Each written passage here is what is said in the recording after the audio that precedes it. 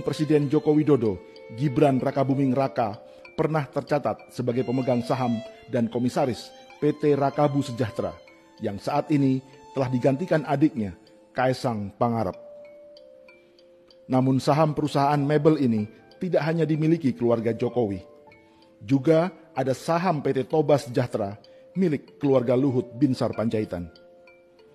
Grup Toba Sejahtera sendiri adalah induk perusahaan PT Toba Bara yang memiliki tambang batu bara dan PLTU dan baru saja membeli saham Sandiaga Uno di PLTU Paiton, Jawa Timur. Tapi apa kepentingan perusahaan induk seperti Toba Sejahtera dengan sebuah perusahaan mebel asal Solo? Dalam dokumen perusahaan, bidang usaha PT Rakabu Sejahtera sesungguhnya tidak hanya mebel, namun juga meliputi pembangunan atau konstruksi, pembebasan lahan, real estate, properti, pengerjaan beton, instalasi mesin, jaringan telekomunikasi, multimedia, hingga reklame dan periklanan, bahkan pengembangan wilayah transmigrasi. Mebel dan furniture hanya salah satu dari bidang usaha terkait kehutanan. PT Rakabu Sejahtera juga bergerak di bidang industri pengolahan kayu, pengangkutan, hingga industri kebutuhan rumah tangga seperti sabun, sampo, pasta gigi, atau tisu yang semua terkait dengan produk turunan kelapa sawit atau kayu. Dengan cakupan bidang usaha sebanyak itu, modal awal perusahaan yang berdiri pada 2009 ini adalah 31 miliar rupiah. Selain sebagai Menteri Koordinator Kemaritiman, Letnan Jenderal Purnawirawan Luhut Panjaitan adalah bagian dari tim sukses Jokowi yang disebut Tim Bravo 5. Tim Bravo 5 sendiri diketuai oleh Jenderal Purnawirawan Fahrul Razi, mantan Wakil Panglima TNI di masa Presiden Abdurrahman Wahid.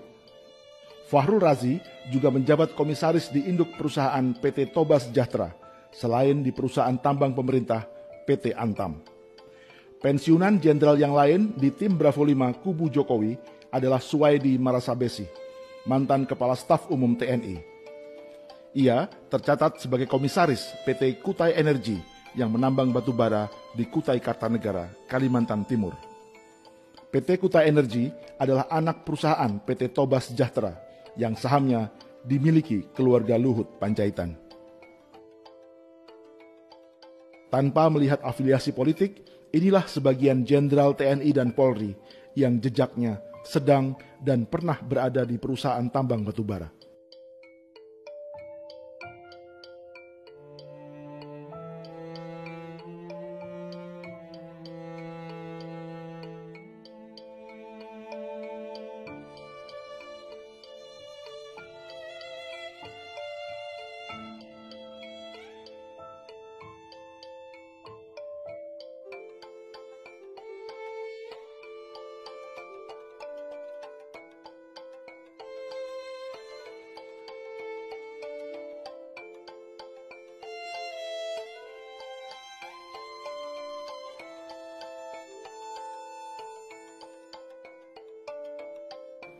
Sementara dari kalangan sipil, ada pengusaha Osman Sabtaodang yang menjadi Dewan Penasehat Tim Kampanye Nasional Joko Widodo. Ia memiliki kaitan dengan perusahaan tambang batubara di bawah bendera PT Total Orbit Prestasi di Barito Utara dan Tanah Bumbu di Kalimantan Selatan. Nama lain adalah Andi Samsudin Arsyad alias Haji Isam dari Kalimantan Selatan. Pengusaha yang namanya pernah muncul sebagai wakil bendahara di tim kampanye nasional Jokowi Ma'ruf ini adalah pemilik tambang batubara di bawah bendera grup John Lin. Perusahaan ini memiliki konsesi dan menambang di 3 kabupaten di Kalimantan Selatan. Berikutnya adalah Haritanu Sudibyo, Dewan Penasehat Tim Kampanye Nasional Jokowi dan juga Ketua Umum Partai Perindo. Selain memiliki 3 televisi nasional, Haritanu juga berbisnis batubara lewat induk perusahaan bernama MNC Energy and Natural Resources. Di bawahnya terdapat 9 perusahaan yang diantaranya menambang di Kalimantan Timur dan Sumatera Selatan. Pengusaha batubara di kubu Joko Widodo berikutnya adalah Yusuf Kala yang juga wakil presiden dan sekaligus Dewan Pengarah Tim Kampanye Nasional. Pengusaha asal Sulawesi Selatan ini berbisnis batubara dan listrik lewat bendera Grup Kala dengan setidaknya 2 anak usaha, yaitu Kala Arebama dan PT Kala Electrical System yang bekerja sama dengan PLN. Lewat perusahaan yang lain, Yusuf Kala juga mengembangkan pembangkit listrik tenaga air di Sulawesi Tengah. Lalu bagaimana dengan kubu Prabowo dan Sandiaga Uno?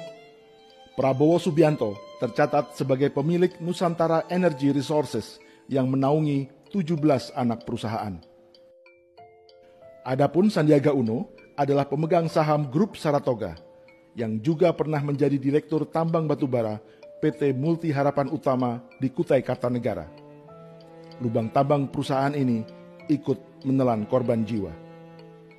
Jejak Sandiaga Uno juga muncul di PT Adaro Energy yang merupakan tambang batubara terbesar di Indonesia saat ini, yang juga memiliki saham di proyek PLTU Batang, Jawa Tengah. Kubu Prabowo Sandi memiliki tim sukses yang disebut Badan Pemenangan Nasional atau BPN, di mana Direktur Komunikasi dan Media dijabat oleh adiknya sendiri, Hasyim Joyo Hadikusumo. Hasyim adalah pemegang saham PT Batu Hitam Perkasa yang memiliki PLTU di Paiton, Jawa Timur, sebelum dijual kepada PT Saratoga Investama milik Sandiaga Uno, dan oleh Sandiaga Uno akhirnya dijual kembali kepada PT Toba Bara Energi milik Luhut Panjaitan. Nama lain di kubu Prabowo adalah Ferry Mursidan Baldan yang menjabat sebagai Direktur Relawan untuk Badan Pemenangan Nasional. Keluarga Ferry melalui istrinya memiliki 3 izin usaha penambangan batu bara di Kabupaten Berau, Kalimantan Timur, yaitu PT Syahid Berau Bestari, PT Rantau Panjang Utama Bakti, dan PT Syahid Indah Utama. Bahwa yang 35.000 megawatt di seluruh Indonesia dari Sabang sampai Merauke itu harus dengan cara apapun harus dikejar. Jika sebagian besar dari 35.000 megawatt yang disebut Presiden Jokowi adalah batu bara, maka ini adalah kabar baik bagi setidaknya 10 perusahaan batu bara terbesar di Indonesia. Sebab 60% dari seluruh bisnis batu bara dikuasai oleh 10 perusahaan ini. Selain menambang batu bara di hulu, di industri hilir mereka juga para pemilik PLTU. Jumlah PLTU dan kapasitas yang dimiliki bervariasi, dan sebagian dalam tahap perencanaan, perluasan, konstruksi, atau komitmen investasi.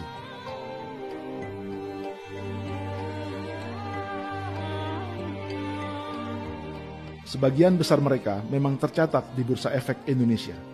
Bahkan juga tercatat sebagai perusahaan bersaham syariah, seperti Adaro Energy, Bayan Resources, Harum Energy, Indika Energy, Indo Tambang Raya Megah, Bukit Asam, hingga Toba Bara Sejahtera. Saham syariah adalah saham yang dianggap tidak bertentangan dengan prinsip-prinsip syariah di pasar modal. Lembaga yang menentukan perusahaan-perusahaan tambang berstatus syariah ini adalah Dewan Syariah Nasional yang dibentuk oleh Majelis Ulama Indonesia atau MUI.